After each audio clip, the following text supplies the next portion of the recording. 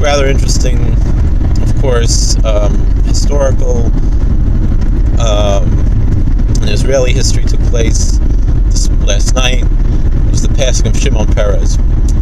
Shimon Peres, very controversial figure, beloved by many, hated by many. When I don't know much about him, I never really knew much about him. My opinions of him have been rather fluid over the years, from what little I've learned about him. I don't recall ever seeing him when I did live in Jerusalem, although maybe I don't recall. I think I would have remembered something like that if I had seen him at some kind of event or something. But very, very complicated individual.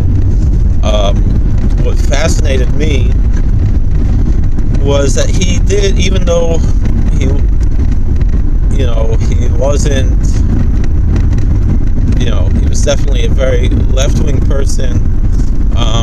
He had a certain respect for religion. I heard a story that he decided to keep Shabbos one time in his old age. I don't know if that extended to more.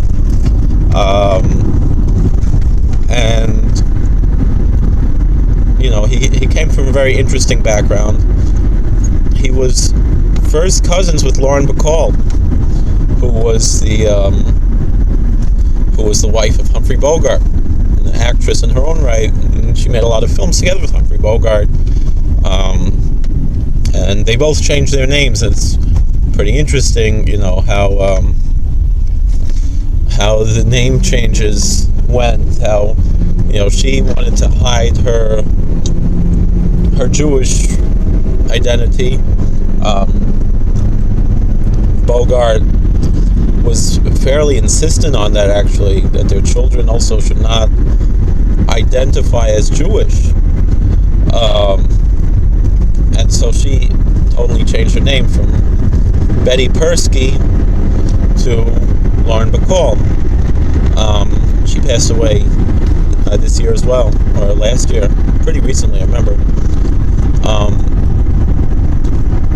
Peres, of course, the name was Shimon Persky, not Peres, and they changed it, as was customary among the secular Israelis, to get rid of their Yiddish names and adopt Hebrew names. Now, which I find to be incredibly disrespectful and distasteful. And he picked a name, which is a name we find in the Bible, a word we find in the Bible, on the list of non-kosher birds, of the unclean birds. One of them is the Peres. And so, a lot of people like, why, it was a suitable, obviously he took it because it sounds similar to his Yiddish name Persky, the Russian Yiddish name Persky.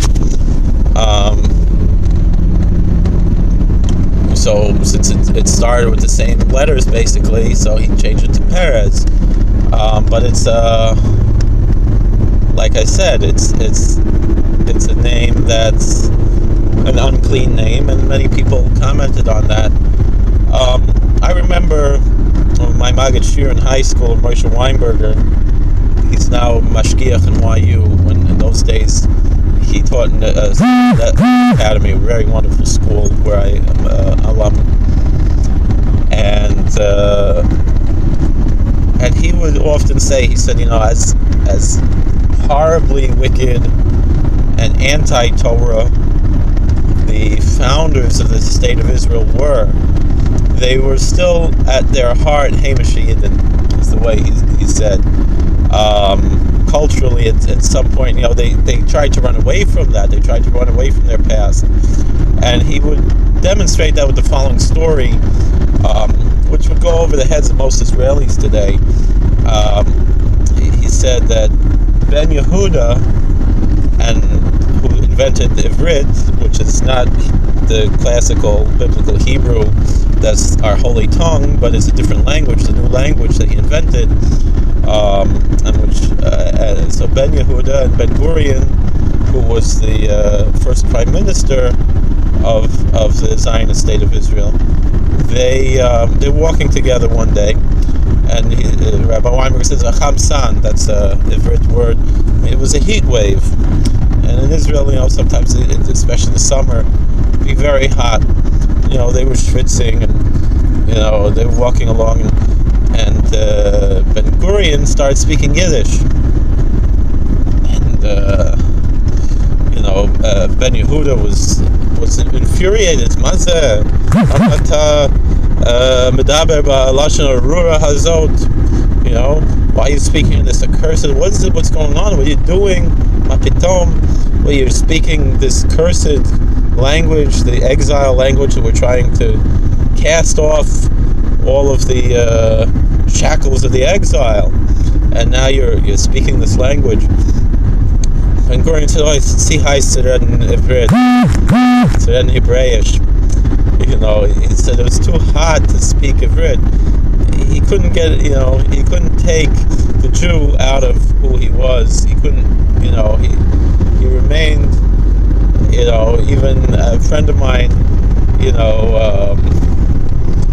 who was more on the Zionist side, although he become more on the side. So, but in any event, whatever, he said, he was listening to he's a rabbi, and he works in Manhattan. He lives in the Bronx. He works in an organization, and this man, who was my roommate in college, he said he was listening to Ben Gurion read the Declaration of Independence in the state of Israel, and he said, you could hear, even he's trying to speak Ivrit, but he didn't sound like an Israeli. He sounded like, or at least how the Israelis sound today. It's all brand new, all of this. Has no roots. It's a brand new society, what the Israelis developed. And this Peres, he was a figure who exemplified that. He was one of the last surviving of those people. Obviously, he was much younger in those days, but everybody's younger earlier in their life. Like they say, you must have been born very young. So Peres, when he was young, his parents were not religious, but his grandparents were. And his grandparents had great influence on him, and they brought him to become religious. He often said, he claimed, I don't know if it's true, and many people claim it's not true, he often claimed, and he attributed his long life, he lived to be 93 years old, to a bracha he received, a blessing received from the Chavetz Chaim. And it's fascinating to me that he passed away just after the yahrzeit of the Chavetz Chaim. So maybe there's something to it. I don't know. And like I said, he did have a certain respect when he was president, particularly. And of course, the president in Israel is a figurehead. Parliamentary countries, they divide up the head of state between the figurehead of the country, as opposed to here in the United States, they're basically one and the same. The executive, the leader of the executive branch is both the head of state, in a sense, and the figurehead representing the country. Whereas in most parliamentary countries, they're two separate people. Like, of course, in England, there's a monarchy, constitutional monarchy, so you have a prime minister and you have a monarch, currently the queen. And in Israel, the way they have it is they have, Rosh Memshalah is the prime minister, head of state. It means the head of the government, literally, and the head of state. That's what it means, Rosh Memshalah. And the president is the Nasi, which is more almost, it's a term. It's used to mean a leader, a prince, a president, someone. It's probably means someone's lifted up. Probably president is a more appropriate title. Quite often in modern Hebrew, they'll refer to the president of the United States as the Nasi.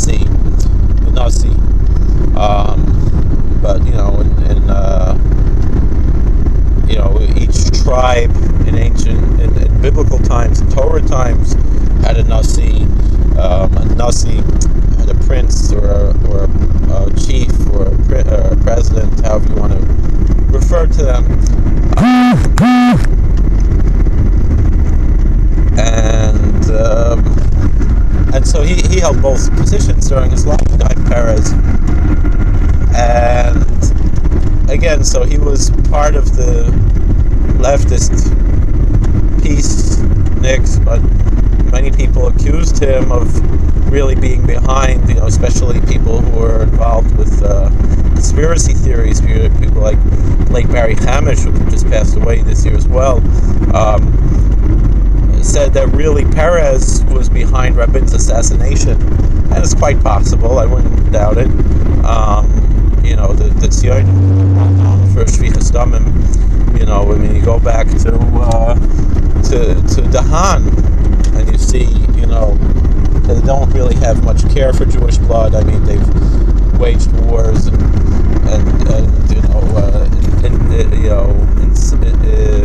instigated terrorism that's killed 20,000 Jews since 1948, and also, historically speaking, they could be linked to much of the other horrors that Jews have faced in the 20th century. If you really study the history behind it, it hurts a lot of people's feelings. So I'm only saying a remez, but there's a lot of historical backing to that, as Benjamin Netanyahu has hinted to actually recently, as far as placing part of the blame on people, on things that are going on in Eretz Yisrael.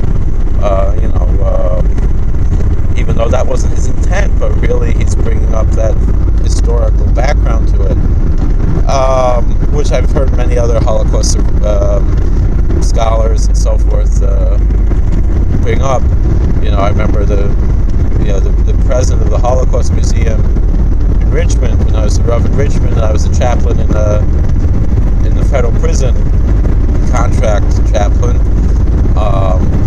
and the president of the Holocaust Museum came to speak to the inmates, and he said as much that the Holocaust, the idea for the Holocaust, came from the Mufti of Jerusalem. Now, what does the Mufti of Jerusalem have to do with this? I mean, we could put two and two together. I don't need to spell it out,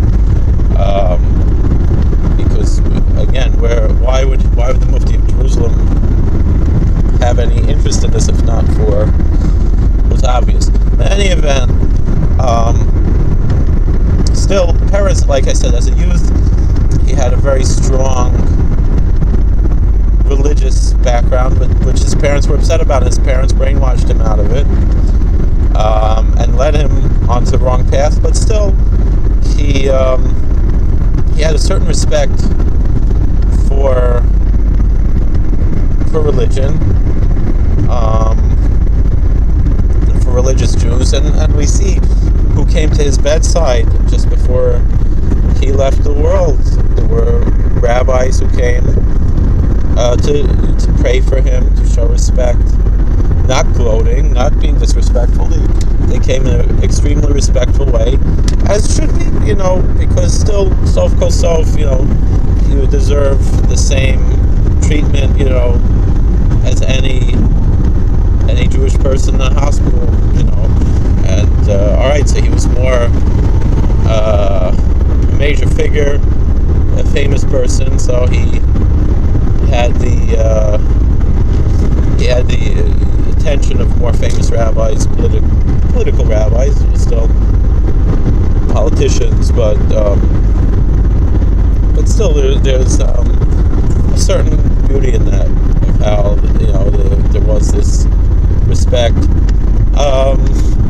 So it's a complicated issue for us to discuss. How do we feel about something like this? It's certainly tremendous bizoyan amaze that the funeral is being waited until Friday.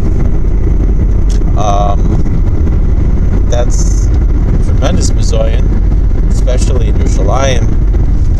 To leave overnight, you should have been buried today, or tomorrow at least. I don't understand.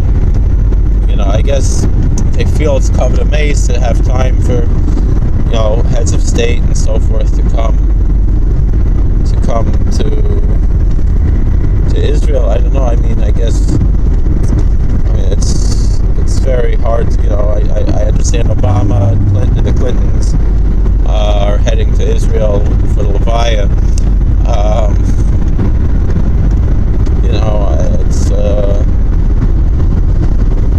It's hard to say,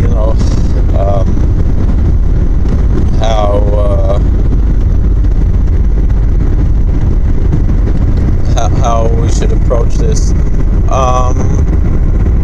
But still, he certainly had certain chusim to him. He was a deep-thinking man. If I could remove myself from the Jewish aspect and from the whole animosity between Torah Jews and the state of Israel, and just look at him as I would look if the Dalai Lama or the Pope or something like this, or a president, George H.W. Bush, as an old man, or Jimmy Carter, one of them, had passed. And, would we really have the same? Would it really even been in my mind? Of course, if it was someone major, like I said, one of our presidents. We have a few living presidents. If it was one of them, if it was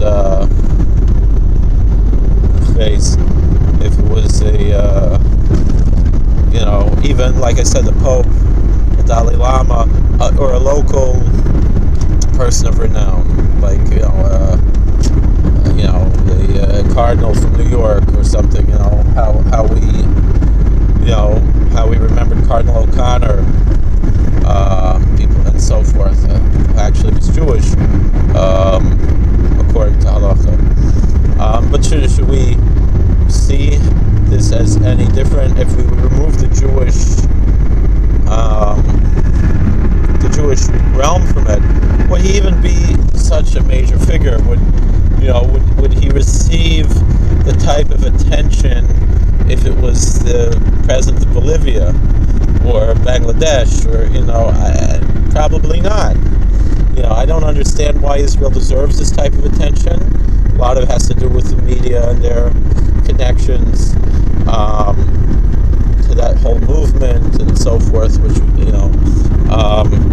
but still, if he weren't Jewish and I was aware of who he was and so forth, there is a certain amount of respect, again, for a man who sought to make peace, even though earlier in his life he was a man of war. How he turned himself around, kind of a Malcolm X figure, kind of, which people wouldn't even think like that, So, it's a rather complicated question, Like I said, he grew up with a religious background, but when he got married, I heard that I'm not sure if it was Peres or Rabin, one of them, they were very proud that they didn't have a religious ceremony when they got married.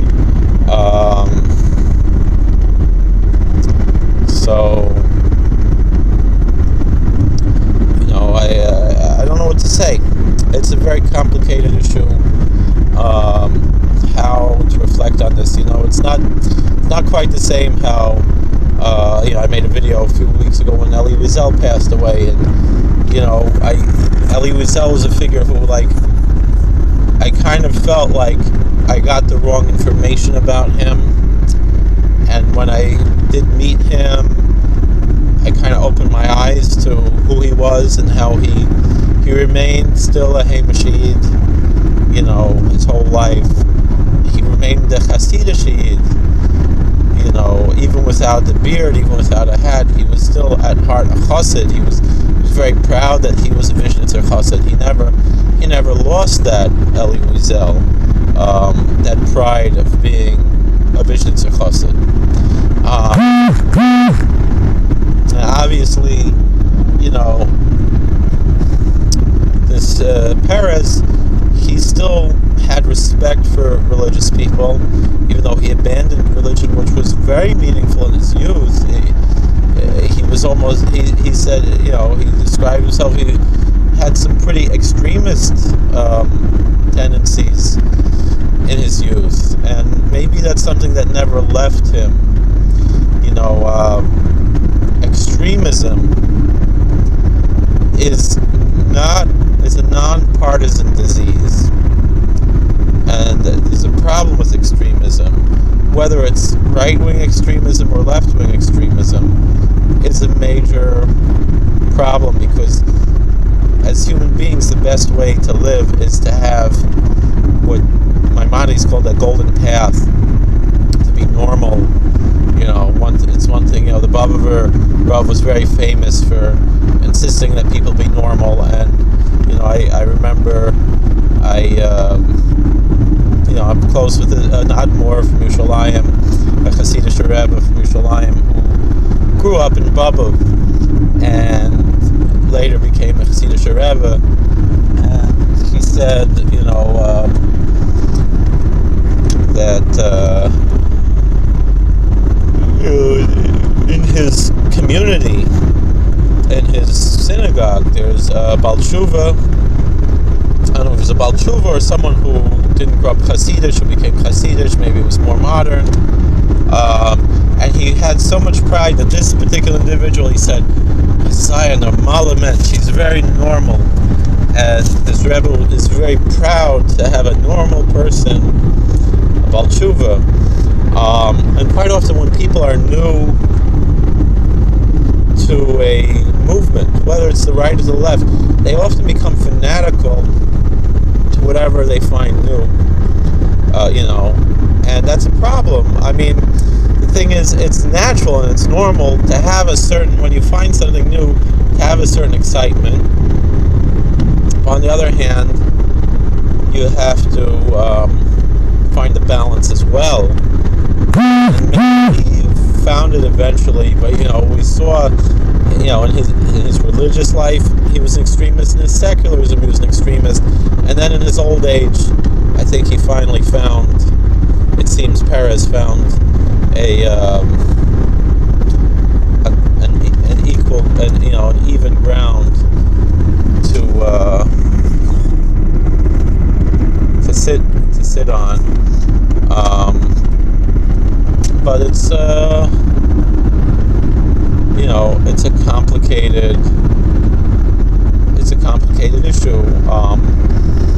And when I say extremism, I don't mean to be very, very religious. It's a wonderful, nice thing to be very, very religious. The problem is when you can't have respect for others who are different, and it's difficult. It's always difficult, no matter where you are, to try to find that balance. But it's something you have to work on in life. And also, it's important to be educated and not assume that you know everything. There is a certain know-it-allism, particularly in youth, that overtakes people, and I see it quite often, and I see it, and people have to find how not to be a know-it-all, and it's very difficult, especially if you're very smart, and especially if you know a lot. You have to try to work on humility. I have a very difficult time with it. It's Elul now, and we always have to do teshuvah, and you have to work on ourselves, and it's extremely difficult to try to find these balances in life.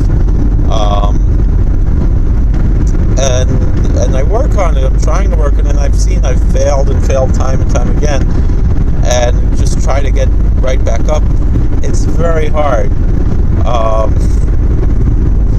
But we got to work on it. That's part of why we're here in this world. We're not here to have an easy life. We're here to work.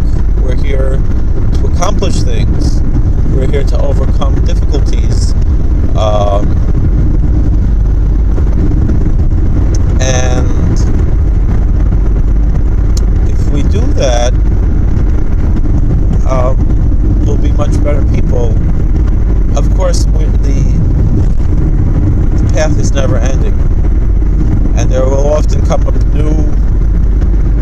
new sins. You beat this old sin, and a new sin comes along. The Yetzer Hara has so many plans, and then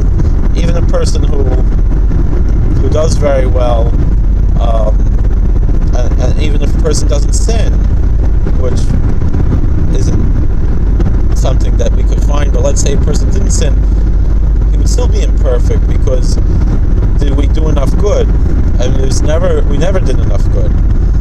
And that's why we ultimately have to beg God for grace. That's why we have, of course, we have times like Elul, Rosh Hashanah, Yom Kippur, Shana Rabbah, that we focus on these things. But the teshuvah has to be a year-round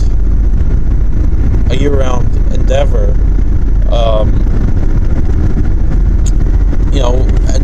But we can't a holier-than-thou attitude. To think that we're always right, but we should try to defend others. And a lot of folks are upset when I try to defend people who I fellowship with. But that's the situation. Now, I want to mention, related to that, how do we feel about Israel? Meaning, my feeling about Israel should be, as a Jew, the same feeling I feel about Bolivia. I shouldn't feel anything different, or Bangladesh, or any other country, or England, or France, or anywhere, because there's nothing Judaism about Israel. Now, as far as the government, I'm an American, and that's how every American should feel, first and foremost, that their political loyalty and their patriotism belongs only to America. These dual loyalties are really not acceptable, and it's against, as far as as a Jew in the Torah. I mean, I've spoken to other people of other religions who have said, well, my loyalty is to God and not to any country, which is, of course, how I feel, that my main loyalty is to God. But if I'm here, engaging in this experiment of America, this is where my loyalties have to be. Now, I might feel a certain affinity to other people of my culture in other countries, and so I'll feel for the people in Bnei Brak and Mei Sharim the way I feel about the who are in the Holy Land and other religious communities in the Holy Land. I'll have the same feeling like I do for people in Borough Park in Williamsburg, and like I do for people in Muncie and Monroe, and how I feel for people in Golders Green in London, and the Jewish neighborhoods, that are in Antwerp, and in South Africa, or wherever they are. Yes, that's going to be a certain fellowship that I have as being part of a community of believers. But I don't just because let's say I go visit Kiryas Tush, which I did one time, and I visit the Hasidic community in Montreal, which is not far from there, and I feel at home in those places. It doesn't mean that I have any affinity to Canada, the country, just because I went to visit Jewish holy places in Ukraine and Poland and the Czech Republic and other countries, doesn't mean that I have any loyalty or feeling to those governments, but I have a religious devotion as a matter of pilgrimage to those locations. And of course, both of those the Holy Land has. And I would even say that, my fellowship isn't limited only to other Hasidic Jews in the Holy Land or in other places, but all Jews who believe in God and believe in the Torah, who have synagogues that adhere to halakha,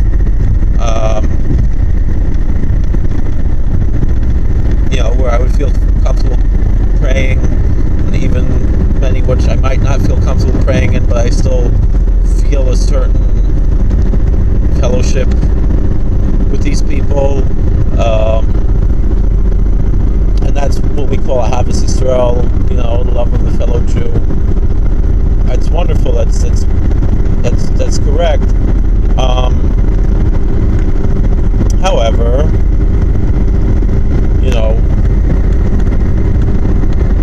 how do we approach someone like this who was antagonistic to religion for much of their life, but they started their life early in their life. They were very religious. Later in their life, they never became religious, but they started to have more respect for religion. It's very hard to say,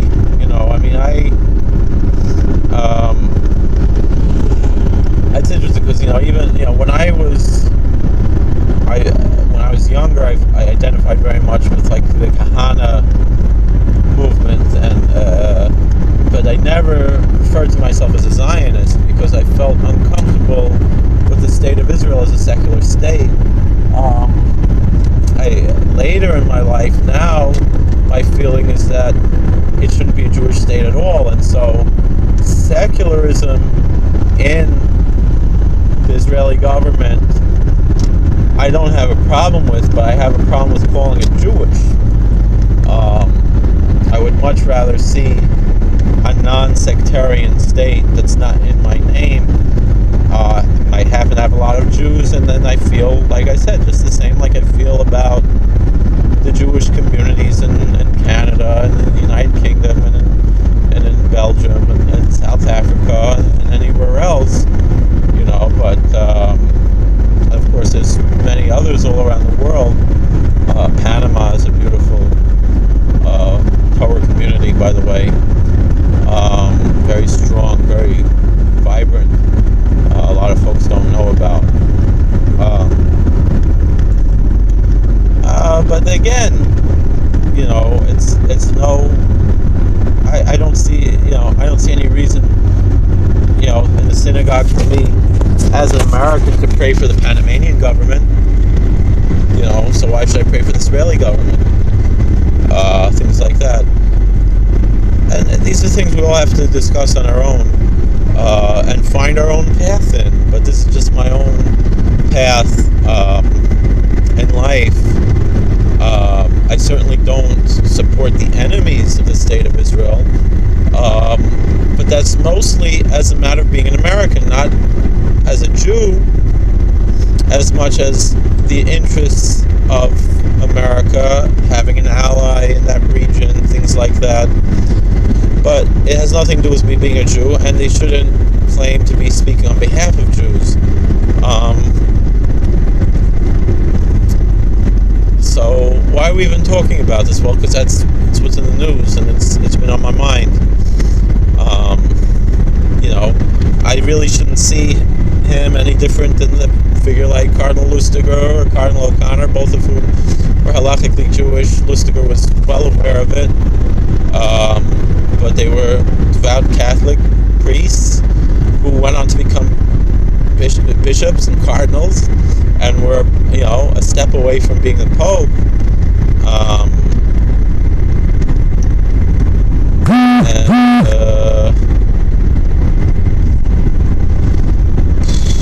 It is what it is, So I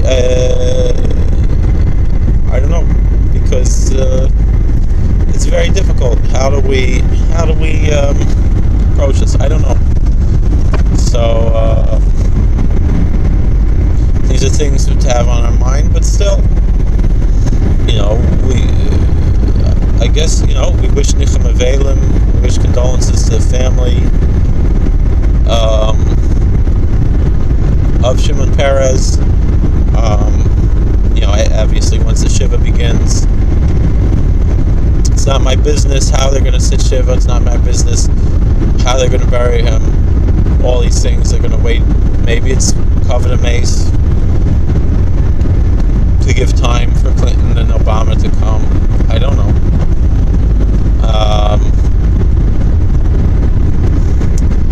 These are things we all have to reflect on in our own way. And that's just the way it is. So maybe you all have thoughts, comments, maybe you probably a lot of folks were appalled by things I've said.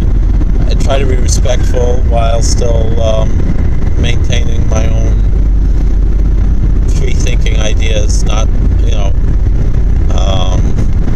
I don't say this because now my kids go to summer schools and the summer community has been nice to me.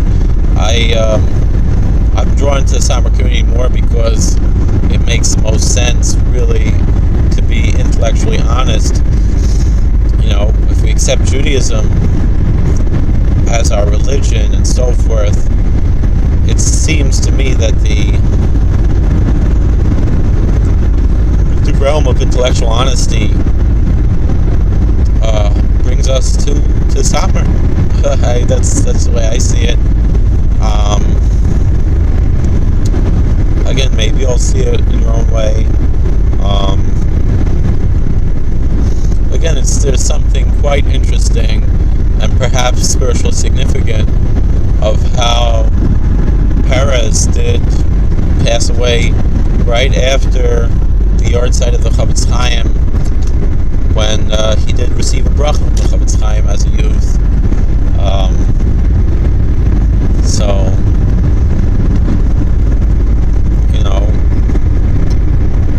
maybe there's something to that.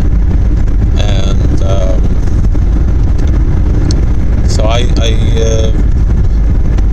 this is just my way of paying respects, I guess. Wish you all well. And please like, share, subscribe, comment below.